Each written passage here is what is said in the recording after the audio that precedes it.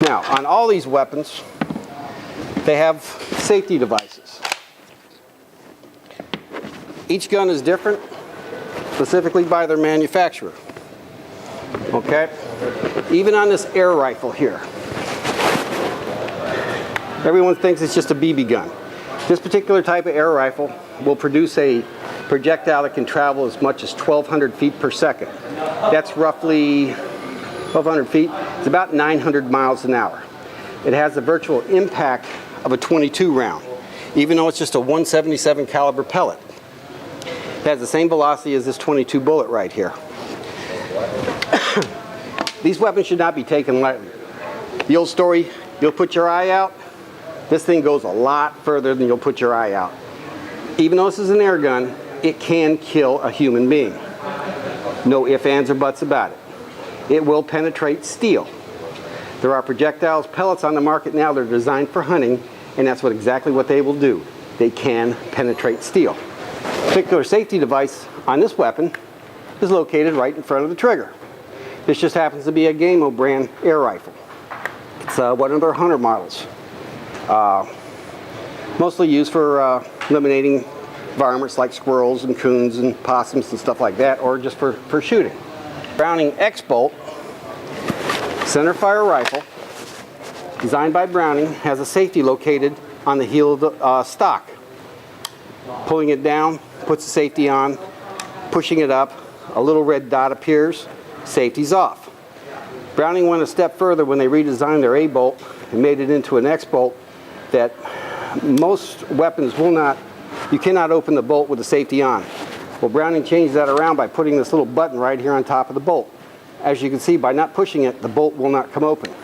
But by pressing the button, even with the safety on, the bolt can come open.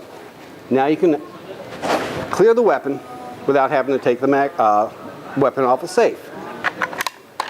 This particular type of over and under shotgun, again, has a safety located on the heel of the shotgun. Down is in the on position, up towards the barrel is the safety's off. No little red dot on this particular one, but this is just something that you learn by feel, where that safety is as you're walking through the woods. Again, the proper way to hold this weapon, or any of these other type of weapons, is generally you put your thumb on the safety or your finger on the safety, keeping your finger across the trigger housing, not inside. And as the game comes up or the target does become available, you take aim, pop the safety off, discharge the firearm. The last thing that we wanted to talk about was the fourth type of weapons, and that's the line of black powder guns. Black powder guns is a totally different story, simply because it does not come with any type of ammunition. You virtually manufacture that ammunition as you're going along. Simply, it's an old muzzle loader. Put your powder in, put your bullet in, take a ramrod, seat the bullet on the powder,